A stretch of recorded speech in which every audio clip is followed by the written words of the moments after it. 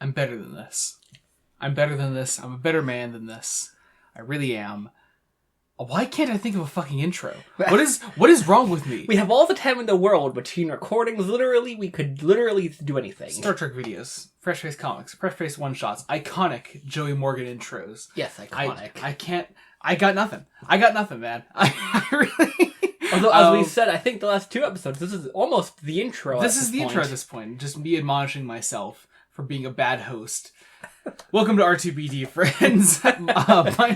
My name is Joey. I'm Jacob. And we're brothers. We like it a Star Wars. And happy late May the 4th, because this isn't coming out on May the 4th. But we're recording it on May the 4th, which I think is pretty cool. It is really good. It's cool for us. Yeah. This is really cool, because this is the first time I think we've ever done this for R2-BD, where we finished watching something and then like kind of immediately went into recording for it. Yeah. So it's all very fresh in our minds. Yeah, and it's all should be a nice robust conversation. Yeah, we just watched it this morning, so here we are. We're talking Tales of the Underworld. Tales of the Underworld came out as of recording this today on May the 4th. It's cool. It's our third Tales of series. I think. I only just thought of it now. What's that? How would I rank the Tales series? I think Jedi's still at the top. Jedi, I think, is still the top. Jedi one still hits the hardest. But I think this might be second. This probably would be second. Yeah. I think so. Yeah, I really love this. I was naturally really. This is first off. This is a spoiler discussion. Take an hour and a half out of your lives, because that's all it's going to take to watch all of Tales of the Underworld. It's a great time. Read Dark Disciple as well, because we're going to talk spoilers for that. We're going to have to, I guess. Yeah, have to talk about Dark Disciple at least a little. But no, I was naturally excited for this because, I mean, we have 2 of Dave Filoni's favorite boys, and any favorite boy of Dave Filoni's is one of my favorite boys. I love Asajj Ventress, I really do. And of course, you gotta love the Space Cowboy. You gotta love Cad Bane. Cad Bane is great. Naturally, also, I think about this regularly. I do often wonder why I'm so drawn to strong female characters in sci-fi. I don't know why. Like, oftentimes... Yes, I mean, we've talked about this before. We've talked about this. I do wonder that, though, often, why I'm especially drawn to these characters, and why they tend to, like, top all of my lists of just, like, favorite characters in big franchises and things. Like, I don't know, I love Asajj Ventress. I love Aura Singh. Aura Singh is the other big really one random I know one. of. I have a type based on those first 2. But, I love Ahsoka Tano. I love a ton of these characters. And it's I don't know, there's something about just strong female characters like this that really appeal to me. The last thing I expected today, though, is for the Ventress story to be like, I mean, I love them both, obviously, but to be the one that I like slightly less compared to the Cad Bane one. As you put it, you showed up for Ventress, stayed for Cad Bane. I did, yeah. We finished the first episode of the Cad Bane one, and I was like, cool, I'm fucking here now. Because I gotta be real, like, you can tell when something is so specifically a Dave Filoni passion project. Oh, when he's like, I don't know, I just wanna make a cowboy movie with a Cad Bane, and we're all like, yes, do that. Yeah, sure, you do that, Dave. I trust you, man.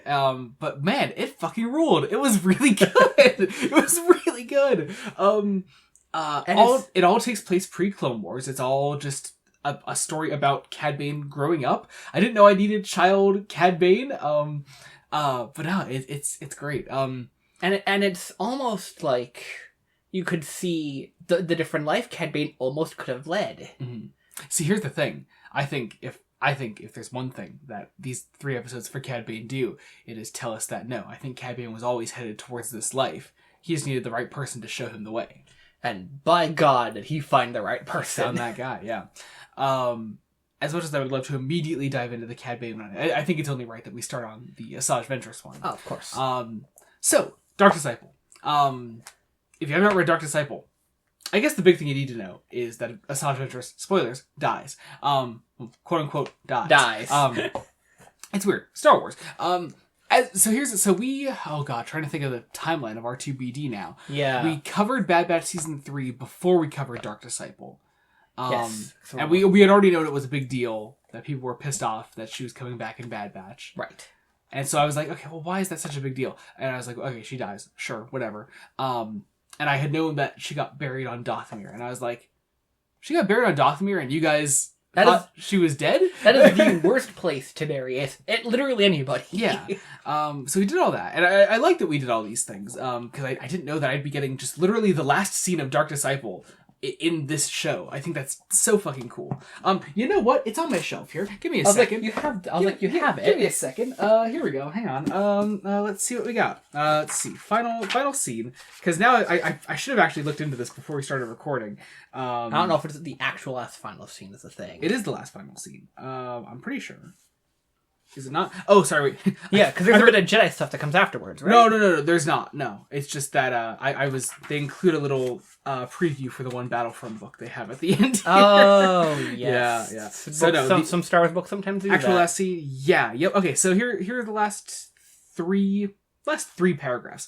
Listen, was all he said. Kenobi's eyes widened. He heard it too now. The whispers of women's voices. The Force had reclaimed Dothamir's wayward child, and as Voss reached out in it to send the woman he loved a final farewell, he thought he could make out a single word: sister.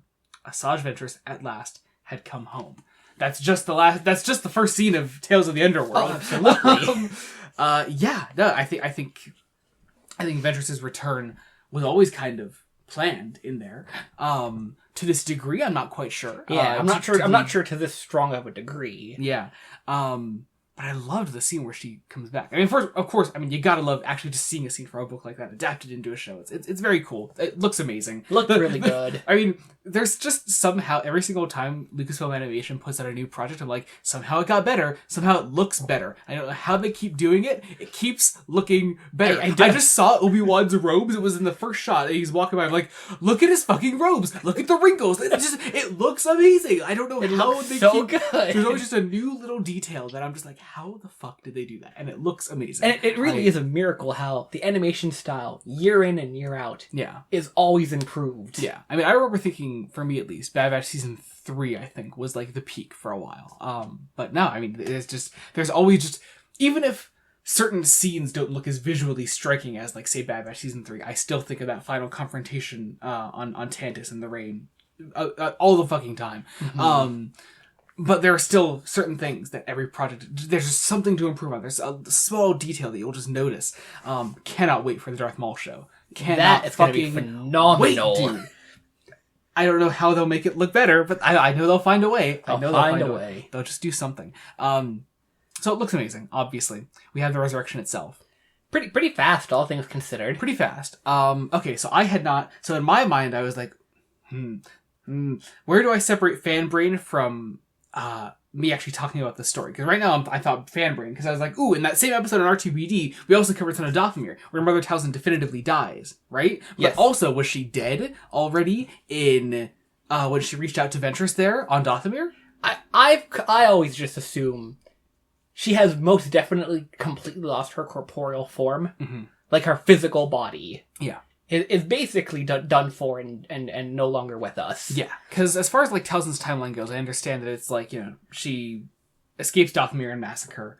You have her Temple of Doom shenanigans in season 6 with the Disappeared. Yes. With Mason Jar Jar. And then we get Son of Dathomir the comic, where she's definitively killed.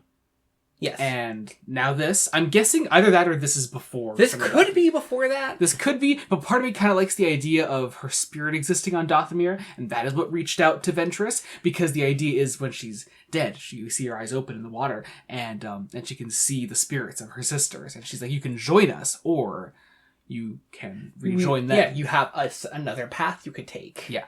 I also... Again, but maybe more fan brain than anything. Mm-hmm. But like going off of established Star Wars lore about like force ghosts and the sensitivity of it all. Yeah, I would not be surprised at all if it was just confirmed to me that all Night Sisters kind of naturally, like their force sensitive ghost, if you will be on Dathomir. Yeah, where it is most strong. Yeah. In a way. Actually, now rereading that last page again, I like the idea that no matter what, when Ventress does eventually actually die, I suppose, that there's still a part of her people that will call her home. And I think again, it's maybe more fan brain than actual fact, but I think that makes a lot of sense. Yeah. Very cool stuff. Very, very cool stuff. Very much enjoy that. As far as the rest of Ventress's story goes, though, yes, minus the first 2 minutes. Yeah. Let's talk about Lyco. I find this character really interesting. And of course, we have this sort of generic kid that survived Order 66. You know, a dime a dozen at this point. We've seen it a million times. Although in that regard, we get when we see Latson C-21 again. They talk about like bounties on Jedi, and they're like, oh, you know, it's a high price, you know, but it's damn near impossible, you know. But no, like the idea that like, yeah, sure, Inquisitors are out to hunt Jedi, but also like I'm sure the Empire would just pay regular bounty hunters a fuck ton of money to just catch and kill a Jedi. Catch and kill. They have a higher price either way. Yeah, exactly. So I also do think it's always worth pointing out that most Jedi we see surviving Order 66 are Padawans. Because usually their masters are the ones dying to protect them. Yeah, totally. I mean, that makes the most sense. And I think that's also how you get around the whole, oh, the Jedi Order is fucking extinct. It's like, oh, well, why is that if they're all running around still? It's like, oh, you know, they're all really undertrained Jedi. There's like, what, a handful of masters left and mostly children under the age of 20? Yeah, exactly. So that's, you know, that's a good workaround for it. But Lyco, I gotta talk about Lyco because I liked this character. I liked him a lot. First off, very significant in a mainstream Star Wars project like this. We have a non-binary character who uses he/they pronouns, which I think is very cool. They sort of exclusively start with they, which is why I thought it was just they/them at first, but then they start using he towards the end. So it's just, you know, he/they, whatever. Very cool. I like that. It's neat. I appreciate that. I think also the one Jedi that Barriss saves in Empire was non-binary as well. I think, but it's been longer since I've seen it. That one I remember being a lot more like subtle. They weren't as overt about it. But like here, like you have the scene where the one girl with Ventress is like, no, they're here. Like they're in here. I'm like, wait, there. I'm like, oh, wait, no, there's just one person. One person's non-binary. That's cool as fuck. Okay, cool. Understood. Easy. Love that. That's really awesome. I appreciate that. No, I think this goes back to our There Is No Fear discussion when we covered the High Republic comics. It's like so many times characters like this are relegated to being in just the expanded universe because putting these things on a mainstream Disney market is you know a tad risky, so to speak. Yeah, in Disney's eyes. In Disney's eyes, yes, exactly. Because they're fucking cowards. But no, I actually having this here, I think is just cool as hell. I just really appreciate that. I just like that it's becoming more common. But on Lyco themselves, I love the quest to find the path. The path being directly tied into Quinlan Vos. Quinlan Vos, yes. And Ventress is... I mean, them both... Here's the thing. The two of them think they're kind of heading to the same place. Ventress is trying to find Quinlan Vos, finds out that he started the path, and the path would sort of pretty much be the way to finding Quinlan again. And Lyco's journey being the same, finding the path to escape and be where, you know, the Jedi are leaving to and to be free, to be safe. Yeah, to have some kind of sanctuary world. Have we ever actually seen where the path goes? We have not, and I love that. I think that's cool as fuck. Because that's also here's the implication is also there are multiple paths. They all kind of lead to the same place. Yeah, because that's what Thing was in Tales of the Empire that Barriss was protecting. Yeah. There are multiple ways to the path, but the path ultimately, logically anyway, must lead to the same place. Yeah. Or the ships are headed to the same planet, at least I'm sure. But no, I like that idea. I like that we never see where they're actually being saved and going to. I think that's it is awesome. very fascinating. Yeah. But no, they essentially both think they're going to the same place, and by the end, you know, they kind of acknowledge that. Oh no, I'm going the path. You can just come with me. You Quinlan's probably going to be there. Like, and he might be at that ship we can both physically see. Yeah, which I think sort of brings us back to the message that Talzin has for Ventress when Ventress is resurrected, in that, you know, Ventress asks Talzin what will it cost her to come back, and Talzin says something along the lines of like, oh, your love, like essentially your heart's desire. That's what it was. Yep. And so what that actually means in the end is, for me at least, the way I interpreted it is Ventress accepting herself. And sure, I think there's a possibility of her finding Vos again, absolutely. But I think she will find Vos a much healthier person, and they will not need each other as desperately, because where you see them in Dark Disciple, these are two incredibly damaged people. They are, absolutely. And that is where they fill the hole in each other's lives. both figuratively and literally. But Ventress, in this case, is on a journey of acceptance, and in finding Lyco and Lyco being on a somewhat similar journey, they're able to help each other more in much less the physical way that Ventress and Voss were helping each other. What she gained at a Lyco is a companion, someone to turn to theoretically trust. Yeah. And it's not even so much, I'm going to train you now to be a Jedi, etc. It's no, these are just people that actually enjoy each other's company by the end, and I really felt that. And I appreciate that a lot. And in relation to the Bad Batch, I think you see that as well. Like, because I think how it should work out, I'm assuming, is it goes Resurrection, her Bad Batch episode, then this. Because we see stormtroopers, walking around casually, normally in throughout the rest of the Ventress story. So I would imagine this is post her Bad Batch. Post Bad Batch. That is definitely possible, and it would work out timeline wise, I think. And I would I just like the idea of the Batch and Omega in particular making an impact on Ventress and just making her more open to these things. It's cool. I appreciate that a lot. I did mention them briefly. I like seeing Latz and C-21 again, part of Ventress's old bounty hunter crew from from Clone Wars, which I think is just awesome. Like seeing them once again. Just somehow they always make them look better. I really love that. But yeah, no, I think that's about where my thoughts on that. Oh wait, no, I forgot to mention the Imperial guy. Or not Imperial, Separatist guy. Separatist. Man. This is just like there's this great Imperial character. Oh my god, Separatist character. Jesus. I appreciate this perspective on who Ventress was and who she is now, essentially. That back during the time of the Clone War, there were Separatist officers that, because of Ventress, felt safe in working for the Separatists. That Ventress was always, and will continue to be, obviously, a protector. People feel safe under her, despite everything. But yeah, it feels immensely oxymoronic to go, your top assassin, it makes me feel very safe. Yeah, I know. But it is just the simple idea. Now, these are Separatists we're talking about here, but this is, a guy that says, like, no, like, it was a dangerous job, but you did some good. You made people like me feel safe, because the implication is that he's not the only one. I like that. Yes. I also did like a small thing on that planet. I like the whole the little like frog people species that they were taking their water. It's a nice little like message of acceptance. It's cool. I did also like what with the Separatist guy and his granddaughter. They have this innate kind of fear of people in general because they live out in the middle of nowhere, which is reasonable. I love the battle droid scarecrows. Yes, those are really fun. Yeah. But I also did like how when it comes out that Lyco's a Jedi, there is this double fear. You have like the normal fear that normal Imperial citizens have of the Jedi. Either you actually fear them or you fear being caught with them. Yeah.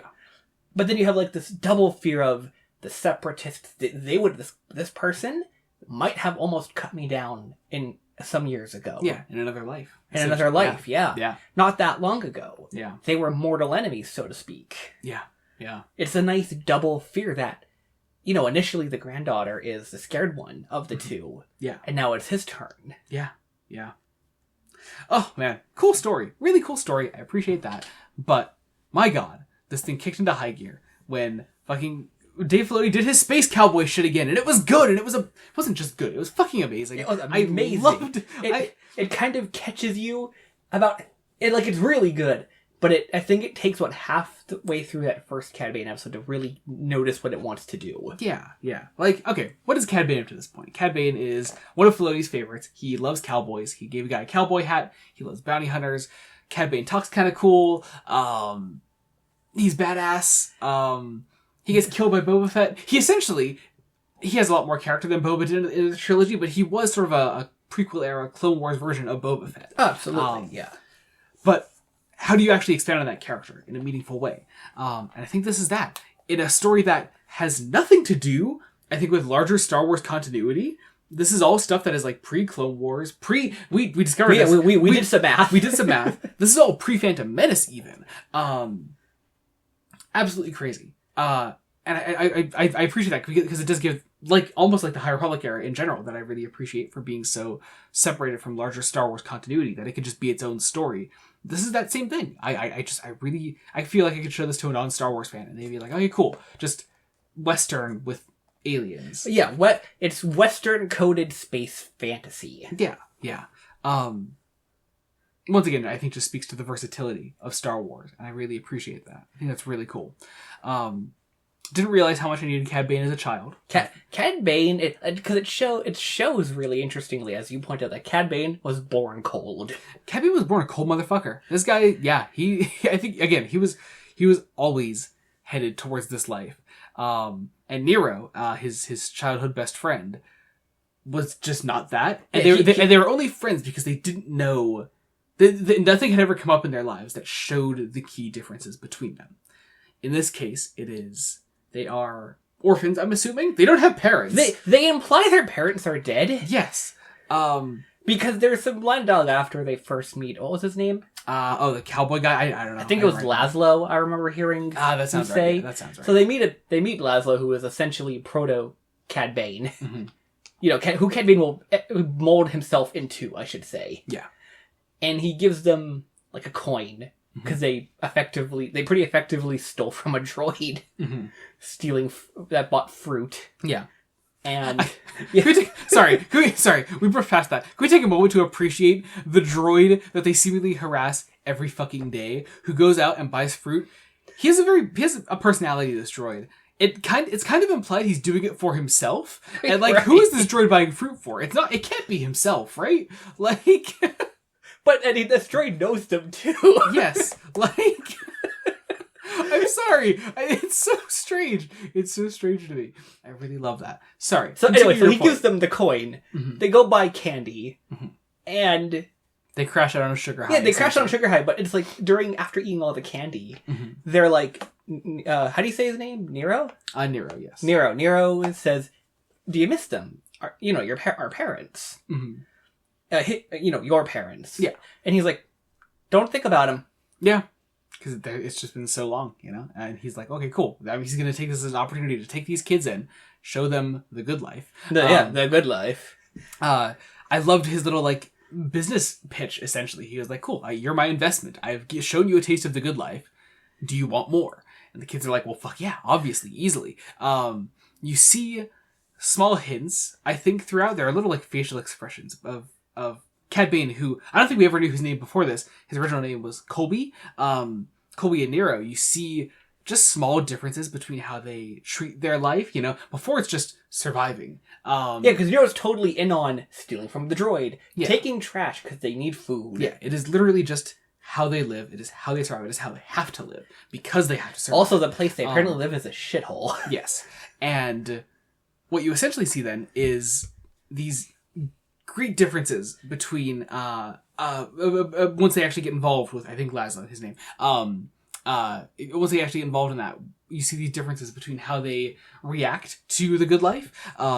In that, in order to have what Laszlo calls the good life, corners need to be cut. Bad things need to be done. Colby, Cad Bane, is down for this, essentially. Nero has second thoughts. In order to take this guy down and get all this money, Laszlo needs to kill this guy. And being shot down, there's this reaction. Colby is like, cool, let's move on. Nero's like, wait, no, the guy's dead. Colby's like, no, we gotta go. This is the job. Like the police droids, they're coming. Colby's like, we have to go. Yeah. And it's just little touches like that show, once again, despite the fact that Cad Bane isn't necessarily a bad person yet, he kind of always was. There was always the potential for Cad Bane just being a bad guy, for him going down that path. And we know he cares about his friend, because after Nero gets caught, Cad Bane is very disconcerted about the situation. He's looking back like, oh my god, did we actually just leave him? Yeah. And once again, it's that decision. Colby has the choice between saving his friend and leaving with Laszlo and his band of bounty hunters. And Colby chooses the latter. A little begrudgingly, especially because at least that's how I read it, because of the shot of him looking down at the money. Mm-hmm. He's looking at it because the shot to me read like he made his decision. he could have potentially made the other decision then that maybe was better, but look at all this money I have. Yeah. Oh, God. And that's just the first episode. Yeah, that's just the first episode. Just the first episode. That's when you lock in. Yeah. God, it's so good. First of all, I love the idea of seeing a teenage Cad Bane. I couldn't ever possibly imagine teenage Cad Bane before this, but he exists. I guess it's one of those things. Same with child Cad Bane. I guess they have to exist. They have to be there at some point. It's like when we talked about Shattered Empire, where we were like, no, I guess Poe Dameron does have parents. I've just never thought for 2 seconds about who his parents were. Right. It's like logically Cad Bane didn't pop into the Star Wars universe. With his little fucking weird ass breathing tubes and his auto-tune voice, But that is a grown man with a story to be told. Yeah, who's apparently at the time of the Clone Wars like in his mid-40s, I believe. I was doing the math. That's how the math generally was working out. So he had to be a kid and a teenager at some point. I just never thought about it. It's strange. But no, we see his life then later with Laszlo and his crew. Laszlo gets killed on a mission back into town, and the implication is very much, at first, you're made to think that Nero did it.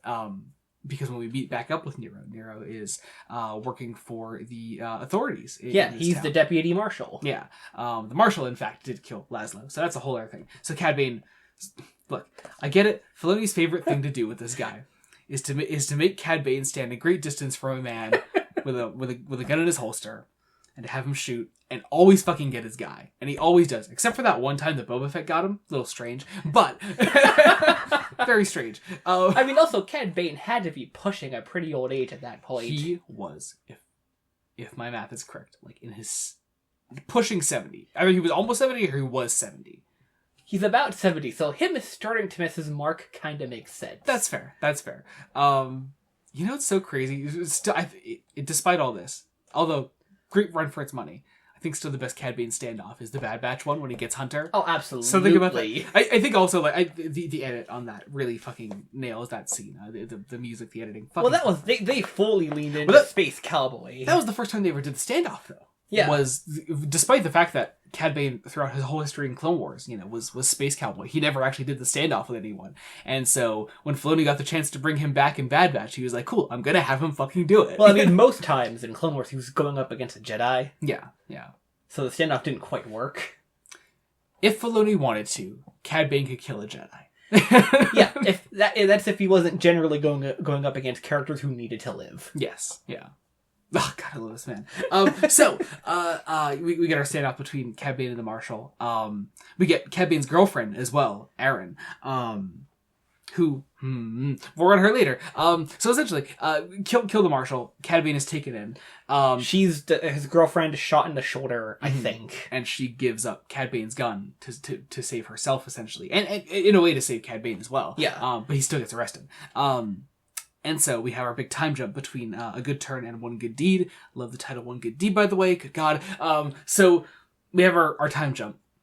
Flash forward. Nero has a son. It's been a couple years. Mm-hmm. Nero has a son. Very blue son. He's a bit blue. It's a very blue son. took about 3 minutes in the episode to be like, no. Who did he have this kid with? And they say, oh, it was the girl that Cad Bane was with before. I'm like, nope, she wasn't that blue either. There were more shades of green than blue. Yeah. Oh God, I love it. Animated Star Wars did a bastard son narrative. What? How strange is that? Especially because Nero has to know. Yeah, Nero, he does know. That's what he's trying to imply before Cad Bane is dead set on. Before he realizes that Cad Bane is dead set on killing him. Good God. So Cad Bane, I love the idea that he was. That the system... Well, I mean, again, Star Wars implying a broken system. We're watching Andor Season 2 right now. This is a system on its way in the Republic era to being very fucking corrupt. Yeah. And he is let out on a technicality. Yes. We kind of joked as we were watching it. We were like, I love the idea that it's like...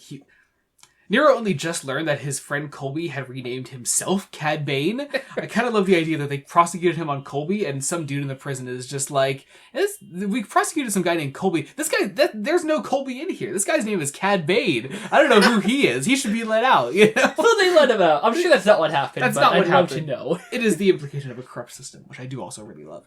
But yeah, Cad Bane comes back for revenge. And everyone knows Nero's gonna die. Yes, it is literally a showdown at high noon, which I really love. Yeah. Cad Bane goes all Two-Face in Arkham City, 2 guns, bitch, and fucking gets him. It hits not so much for the fight itself, because you feel like one can feel like it's kind of a one-trick pony. You know, we have the duel at the end of a good turn, we have the duel at the end of one good deed, but it is in many ways not so much the story itself that matters. It is the emotional core of it, which is that Cad Bane does not realize he has a fucking son in this moment. And that Nero has been looking after this son, knowing all the time that it was Cad Bane's. Mm-hmm. Cad Bane is a bad guy. Definitively. I love that we are in an era of telling villain stories where we don't need to give them...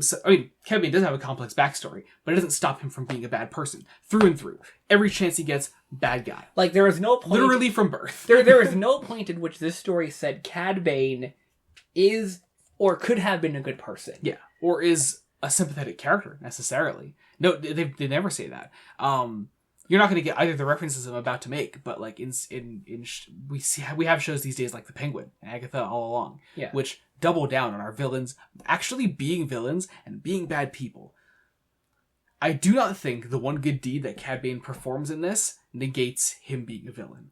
And so I really appreciate that this show as well is also doubling down on Cad Bane being a bad guy. Because the only good deed he does is he lets a kid live. It's his kid. It's his kid. He gives his kid a life, which I really like.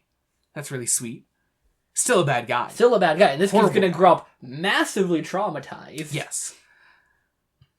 Oh. Whew. What a fucking episode. What? Like, I was utterly blown away by this. It was... yeah. It was not the highlight, but it was certainly... I don't want to say it was better, but I almost feel like it was. Just the Cad Bane story just is better. The Cad Bane story is just a better setup. It just is. And I just...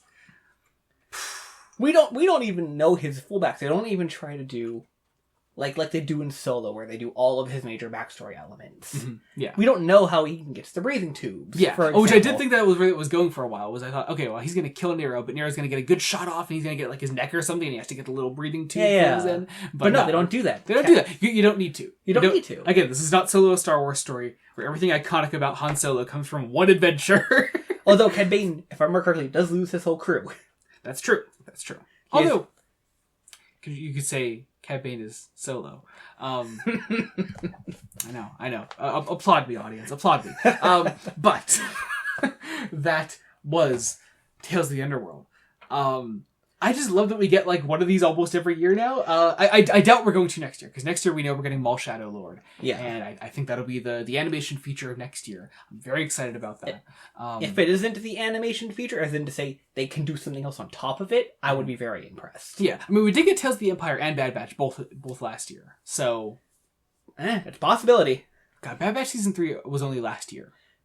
It feels longer. It feels so much longer. It was just last year, my guy. It was early last year, so like there's that, but it feels so much longer ago.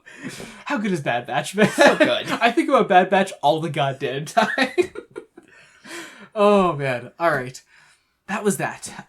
Thank you all so much for watching this surprise on us episode of R2-BD, because they just... Look, I love these Tales series, but they come out of nowhere. They're just like, oh, hey, here's another thing that we're going to throw in there. They don't announce them far too ahead. Yeah.